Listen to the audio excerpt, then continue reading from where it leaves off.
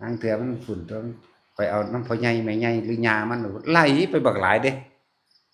จังซั่นมันไปฟ้องคนนั้นฟ้องคนนี้ว่าได้เข้าใจว่าล่ะนี่เป็นโทษ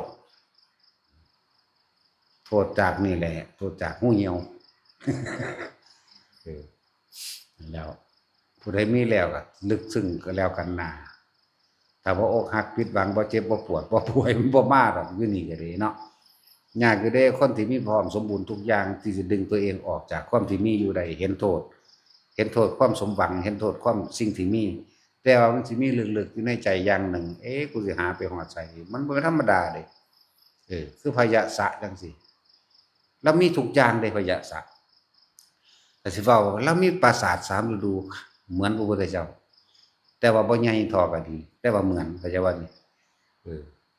นางสนมเล่ากันมีทุกหลังเด้นี่ปราสาทฤดูร้อนปราสาทฤดูหนาวและปราสาทฤดูฝนเด้เรามีเด้พระพุทธเจ้าก็มีลักษณะนั้นแต่ว่านางสนมพระพุทธเจ้ามี 74,000 คนเด้ผู้นี้บ่หลายดอกอยู่ในหลักพันนั่นแหละผู้นี้แต่มีใครกันแต่ละมื้อแต่ละเว้นมีแต่ความสนุกสนานเพลิดเพลินมันทั้งมีแนวกัดกลุ่มอยู่ในใจมันมีแค่นี้บ่ชีวิตนั่นผู้เขาเจ้าลึกซึ้งเข้ามาเห็นในภายในที่แรกก็สนุกสนานเพลิดเพลินอยู่แล้วก็มีลูกมีเต้าเหมือนกันมีจังสิบ่มีเมียเราก็มีเมียหลักๆเราก็ดีจังซั่นมีลูกพร้อมจังซั่นแหละแต่ว่าเบิ่งแล้วล่ะครับมื้อนึงตื่นมาดึกๆอยากว่าล่ะพวกกันนั่งล่ำนั่งบำเรอบำรุงเล่านั่นแหละนอนเบาตีนสินมั่งนอนอ้าปากน้ำลายไหลเหนื่อยมั่งนอนตดมั่งปะพี่จักว่าล่ะฮารี่ก็นอนกัดแก้วตากัดเลยเนาะกอดเลยให้กันละเมอถีบกันก็มีจังซั่นแล้วอันคนก็ละเมอล่ำละเมอลองไปเด้ทั้งนี้ก็ตดอาดมั่งอีอ้วนๆบ่ค่อยอ้วนดอกเขาคัดอยู่อีสมบูรณ์แหน่ปาเอาก็มีคืออันเดียวปาดเลยว่าสารพัดแล้วเบิ่งแล้วก็โอ้ยมันมีส่ำนี้บ่ชีวิตมันหาความหมายบ่เจอเห็นบ่ล่ะแต่ว่ามันมีความกรัดกลุ่มทุกข์อยู่ในใจนั่นแหละแต่ละมื้อแต่ละเว้นมาเรื่อยครับโอ้ยเริ่มวุ่นวายแต่แนวนี้เนาะเด้พ่อกับแม่ก็พยายามขนขวายนั่นนั่นนี่ให้วุ่นวายหยังแต่แนวมาสิบำรุงบำเรอให้กูสนุกสนานเพลิดเพลินแบบชีวิตมันมีแค่นี้บ่วะเนี่ยเราหาได้บัดนี้นั่นแหละวุ่นวายจังซั่นสิตั้งนั้นเบื่ออันนั่งบำเรอเก่าๆบ่ล่ะกลับไปหาผู้ใหม่มาให้จังซั่นแล้วมีแต่ความวุ่นวายในการสิบำรุงกันจังซั่นจนว่าเลาย่างออกจากปราสาทเลาเองวุ่นวายหม้องนี้มันวุ่นวายวุ่นวายหนอวุ่นวายหนอในภาษาคนเจียนโอ้ยจักมันหยังคือคมวุ่นวายหยังกระดอกกระเดือแท้แล้วก็ย่างจมไปนำทางเลานั่นแหละจักว่าล่ะจมไปว่าบ่นจักว่าล่ะเลานั่นย่างบ่นราวนั่นแปลว่าท่านท่านเดินบ่นไปตามถนนหนทางวุ่นวายเนาะอะไรกันนักกันหนาน่ะจักว่าล่ะซั่นแล้วตายเด้อนั่นแหละพระพุทธเจ้าเล็งพยานเบิ่งแล้วเขาในเครือข่ายพยานโอ้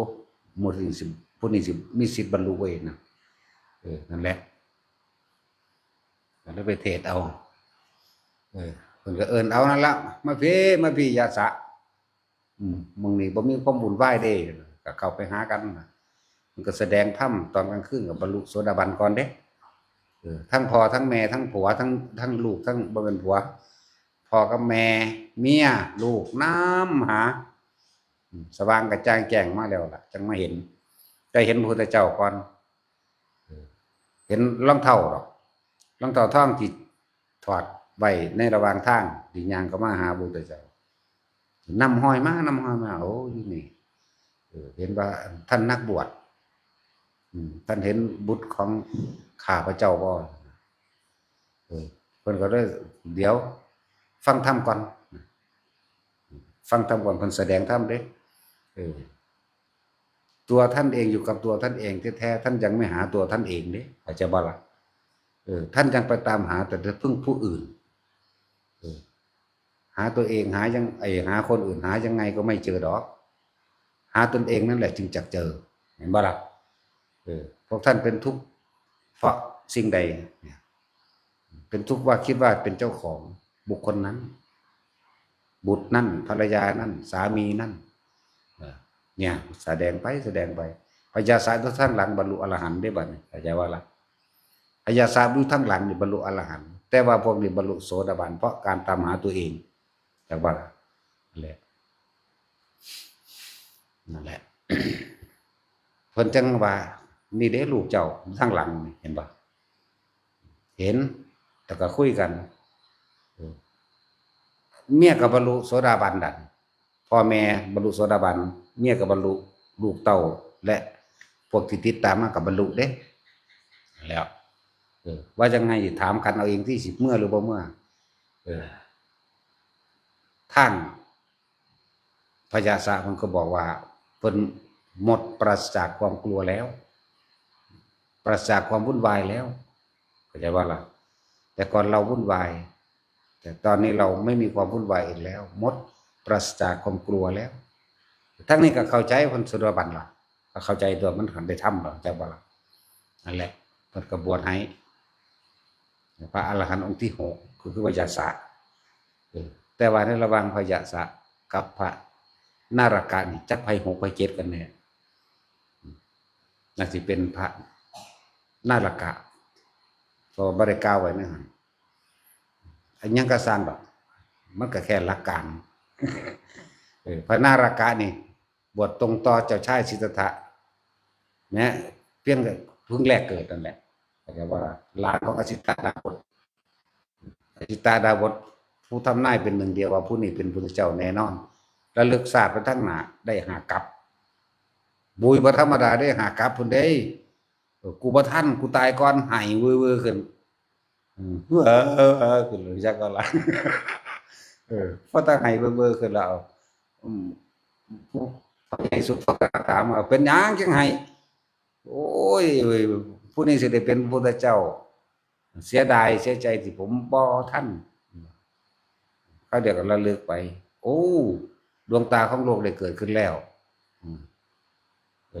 พระอาทิตย์ดวงเดียวทำความสว่างให้กระจ่างแจ้งให้แก่สัตว์โลกทั่วทุกคนผู้ได้รับกระแสแห่งพระสัทธรรมคือความสว่างกระจ่างแจ้งดูดังสายอาทิตย์สัตว์ทั้งหลายเหล่านั้นที่เข้าถึงที่สุดแห่งธรรมใดหัวได้บ้างอ้าวเป็นบ้ายังเมื่อกี้มันคือให้บันคือหัวได้บ้างหัวตัวดีใจแทนสัตว์โลกทั้งหลายสิได้พ้นทุกข์จากเจ้าชายสิทธัตถะอันนี้สิได้เป็นพุทธเจ้าแน่นอนนั่นแหละเพราะแต่ว่างนั่นไปแล้วกับไปแล้วไปบอกหลานนารากะตอนที่อยู่ในอายุ16ประมาณ16 ปีลูกน้องสาวชีวิตเจ้าชายสิทธัตถะซึ่งเป็นลูกของพญาสุโธทนะเกิดอยู่กรุงกบิลพัสหลานเอ้ยลุงนี่บ่ทันนั่นล่ะอย่างหน่อยก็ให้หลานอยากได้ท่านพ้นผู้นั้นสิเป็นผู้เดียวแน่นอนทั้งนั้นก็ฟังขึ้นชื่อว่าลุงเฮาที่บ่ปรารถนาดีกับแม่หรือกับเฮาตัวเองบ่มีเลยฟังควบไปตลอดโกนหัวเลยแล้วหาผ้าน้ำตลาดร้านค้ามันนั่นแหละห่มอุญญะไปล่ะบวชเป็นนักพจน์ล่ะซะก่อนแต่ว่าภิกษุก็ยังบ่ทันได้ตอนคำว่าภิกษุมาเถิดบ่ทันเกิดในวันละบวชแบบฤาษีนั่นแหละข้าพเจ้าขอบวชตรงต่อเจ้าชายสิทธัตถะนะตั้งแต่บัดนี้เป็นต้นไปบวชล่ออยู่ไปจนเอาเบิ่งพระพุทธเจ้า29 ปีจังออกบวช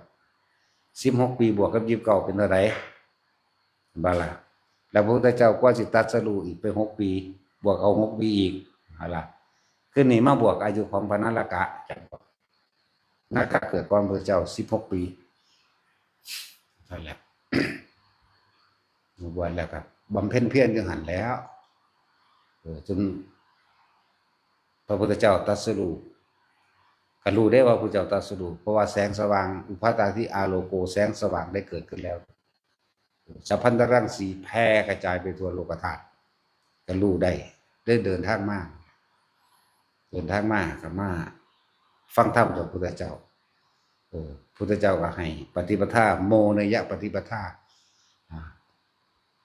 ปฏิบัติยากที่สุดคือโมเนยะปฏิปทานี่แหละบิณฑบาตในหมู่บ้านนั้นได้เพียงครั้งเดียวนอนณสถานที่นั้นได้เพียงครั้งเดียวต้องย้ายที่ตลอดทุกวันมันไม่ได้พักได้ผ่อนเนาะก็ไปเลยเนาะแต่ว่าเพิ่นก็ปรารถนามานั้นผมทำพุทธเจ้าหลวงกับบรรลุเด้อยู่บ่โดนบ่นานเพิ่นก็ตายได้ล่ะแต่ก็เพิ่นก็อายุหลายแล้วล่ะได้คิดเบิ่งได้ก็ดีจากพระพุทธเจ้าเฮาได้36ปีแม่นบ่บรรลุอรหันต์นี่เนาะ36ปีก็บวก16ปีของเพิ่นที่เพิ่นอายุเท่าใดบัดนี้แม่นั่นก็36ก็เป็น46ก็เป็นได้6กับ6เป็นอะไรบัดนี้ก็เป็น72เด้เนาะ72ปีแล้วแม่ก็พอตายแล้วล่ะแต่เฮาบ่ปานนั้นเฮาก็ยังอยากตายอยู่ตายมื้อแรกนี่ยังดีเด้กูใหญ่กูเฒ่าได้ร่างกายเฒ่ามันเฮ็ดเวียกเฮ็ดงานเฮ็ดหยังให้คนอื่นบ่ได้ล่ะมึงจะอยู่เป็นภาระเด้มีแต่บอกมันวางซั่นเด้ถ้ามันยังเฮ็ดได้จะพึ่งตายก็ได้หรือตายก็ได้นะได้ทั้งหมดนั่นแหละพอพูดถึงระหว่างพระยาสะกับพระนาลกะจักไผเป็นไผนะว่าบรรลุเพราะบัดนี้หลังจากพระยาสะบวชเรียบร้อยแล้วหมู่เพิ่นเองอีก30นั่นแหละที่เป็นลูกเศรษฐีน้ำกันนั่นน่ะมาบวชนำแล้วก็บริวารตามมาอีกบักหลายในพรรษานั้นหรือปีแรกนั้นก็ถ้าสิสรุปตามหนังสือก็ว่า61องค์พรรษาแรกที่พระพุทธเจ้าตรัสรู้61องค์เขาเจ้าลืมนับพระนารกะ62องค์เขาว่าใจว่าล่ะ62เขาเจ้าบ่นับพระนารกะใส่ซื่อเป็นธรรมดานั่นแหละก็ว่าไปเว้าฟังซื่อดอกเสื้อบ่เสื้อก็สร้างดอกแนวจังซั่นมันแล้วไปแล้วเขาตายเบิดแล้วล่ะยังแต่เฮาล่ะสิตายต่อไปและฟังแล้วเอาไปคิดพากันนั้นเป็นบ้าเป็นบอดเจ้าเล่ห์เจ้ากลม่านยาแถลงคนนั้นคนนี้หู้เหี่ยวเดียวล่ะจักบ่ล่ะเห็นบ่แท็กซี่นี่ตีนาเสาเราความเท็จได้กินเหล้าเมายาเป็นบ้าเป็นบอดอันเดียวนี่แหละพาเป็นจักบ่ล่ะบ่แม่นตั้งที่เว้ามาบ่แม่นตั้งเอามาเว้าแค่ชาตินี้เด้ตั้งมาตั้งแต่คุณในตั้งกำเนิดเกิดโลกใหม่พุ่นเด้ตะกี้สัตว์มันยังบ่ได้มีเสื้อผ้าใส่เด้อยู่ไผอยู่มันเด้ตะกี้เวลาหิวอาหารก็หากินผลไม้รากไม้อยู่ในป่าน่ะเพราะว่าข้าวสาลีน่ะคนก็กินข้าวสาลีนั่นน่ะบ่มันกินซุแนวนั่นแหละแต่บ่ทันกินสัตว์เข้าใจว่าแต่กินพืชแต่ว่าเรื่องข้าวสาลีเป็นร่างกายผู้หญิงผู้ชายมันเปลี่ยนแปลงไปจับวงกันเบิ่งเอาไปมันก็สัตว์กันไปคือเป็ดคือไก่นี่แหละสักคนบัดนี้เริ่มมีความยินดีพอใจในรูปร่างลักษณะท่าทางรูปรสกลิ่นเสียงของคนพวกนั้นเลยหึงเลยหวงและมีการตีลั่นฟันแทงได้ขากันนี่แหละจึงเริ่มมาการสร้างบ้านจึงมีการสร้างบ้านสร้างเรือนที่มุงที่บังเพื่อเสพสมเสพกามเมื่อเสพกามแล้วจึงมีการเก็บอาหารในยุ้งในฉางจึงมีหาเครื่องอำนวยความสะดวกต่างๆมาเกิดขึ้นสัตว์ทั้งหลายที่ปรารถนาจะเกิดก็มาเกิดในท้องพวกนี้และสัตว์อื่นๆก็ไปเกิดในท้องสัตว์อื่นๆสัตว์อื่นๆก็เป็นคือกันวัวควายม้าเป็ดไก่ก็ผสมพันธุ์กันเป็นแบบคนเหมือนกันนี่ก็เป็นมาเริ่มกันนี่แหละเพราะอาศัยความยินดีพอใจในหู้เหี่ยวในราคะนั่นแหละอันนี้แม่นบ่ล่ะจังได๋สร้างบ้านสร้างเรือนแม่นบ่จัดเว้ามาตั้งแต่อาคันจะสูตรพุ่นเด้นี่เริ่มปฐมกัปใหม่แห่งภัทรกัปพุ่นเด้นี่ตะกี้ยังเป็นสัตว์ตัวอ่อนอยู่น้ำน้ำหยังไปเด้หลังจากเกิดแผ่นดินยังขึ้นตัวความสมบูรณ์ของมันแล้วก็ขึ้นมานี่แหละแป เป็นหญิงเป็นชายก็เป็นมาเลยเป็นเป็ดเป็นไก่เป็นครูมาเลยเด้เป็นไปตามกรรมที่เจ้าของเฮ็ดไว้นั่นแหละจักบ่ล่ะบ่ได้ว่าชาตินี้รับผลกรรมเช่นใดชาติก่อนทำกรรมไว้เช่นนั้นเด้พูนอสงไขยนั้นพุ่นล่ะยังมันยังละบ่ได้จักบ่ล่ะมันจักมาเวียนว่ายแต่เกิดอันนี้คือเก่ากับที่แล้วทำกรรมใดไว้กับนี้ย่อมรับผลของกรรมนั้นบอกเรื่องกรรมบัดนี้บอกเรื่องอสงไขยก็บอกแบบเดียวกันเพราะเฮาบ่ทันได้สิ้นราคะจังไงความยินดีพอใจในรูปในรสในกลิ่นในเสียงมึงให้กูแปลว่าแท็กซี่เสียงได้อู้อานั่นน่ะคนจีนก็ว่าคือกันเด้เนาะกันว่าเยคอนคนจีนก็ว่าแบบเดียวกันคนไทยคนลาวคนเขมรคนพม่าอู้อาเบิดตลอดเนาะมันแปลกประหลาดบ่แม่นบ่สัตว์หรือใบไปเลยอย่าบอกมีหน้าตบปากได้อีหานแต่เป็นเท่านั้นมาตัดสินอย่างว่าลงตัดสินแล้วบ่ได้ลามกเลยถ้ามีเมียเดียวนึงต้องพญาค่อนเก่าเมียนั่นเด้อพญาค่อนเอา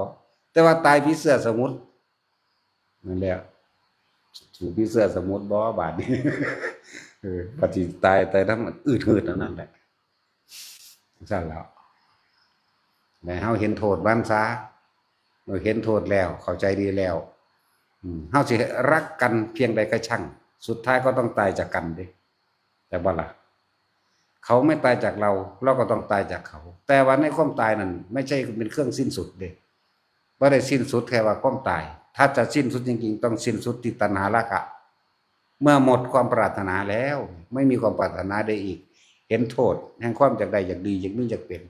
เห็นโทษแห่งความปรารถนาแห่งตนจากบัดเห็นโทษในตัวเองอยู่ได้บัดบ่ได้เกี่ยวกับผู้อื่นเด้ตัวเฮาเองเด้เกิดเองตัวเฮาเองได้ปรารถนาเองบ่แม่นผู้อื่นและเห็นลึกซึ้งเข้ามาถึงตัวเองโดดเฮาบ่เฮามาเกิดเองเด้เพราะตัณหาราคะของเฮาเองจะบัดนี้เพราะความอยากในรูปในรสในกลิ่นในเสียงของตัวเองจึงเรียกว่าตัณหาราคะเพราะตัวเองไม่มีใครทำให้เราเกิดตัวเราเกิดเองเพราะความอยากเพราะความปรารถนาในสุขแห่งตัณหาราคะของเฮาเองผู้ใดเห็นโทษตัวนี้ข้ามพ้นตัวนี้ได้บ่มีปัญหาบ่ต้องเกิดอนาคามีเข้าใจบ่ล่ะบ่เป็นอาคามีเด้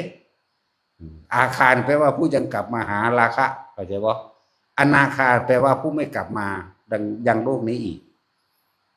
พูดคราวเดียวไปเลยจบเลยอยู่สุทธวาสหาสั้นยังต่ำนั่นแหละวิธีมันก็บอกอยู่ซุมื้อหูดังเข้าใจบ่ล่ะมันก็มีหูดังทุกคนตัวแต่คนดังแหมก็ยังมีหูดังอยู่แม่นว่าซั่นดังแหมหรือว่าดังหยังอันโอ้โหเข้าไปก็สามารถปฏิบัติได้คือกันนี่ล่ะแม่นบ่ล่ะคนตาบอดก็มีหูดังอยู่เด้เอาแม่แต่มึงบ่มีหูดังหายใจมันก็ตายแต่โดนตัวเนาะมีหูดังคนหูหนวกก็มีหูดังตาบอดก็มีหูดังหายใจได้คือกันพวกเฮานี่อยู่กับลมหายใจตั้งแต่เกิดแต่ว่าบ่เคยคิดถึงลมหายใจเจ้าของเนาะไปหาคิดถึงแต่ผู้อื่นแม่นว่าล่ะอย่ามาตัวได้ว่าแม่น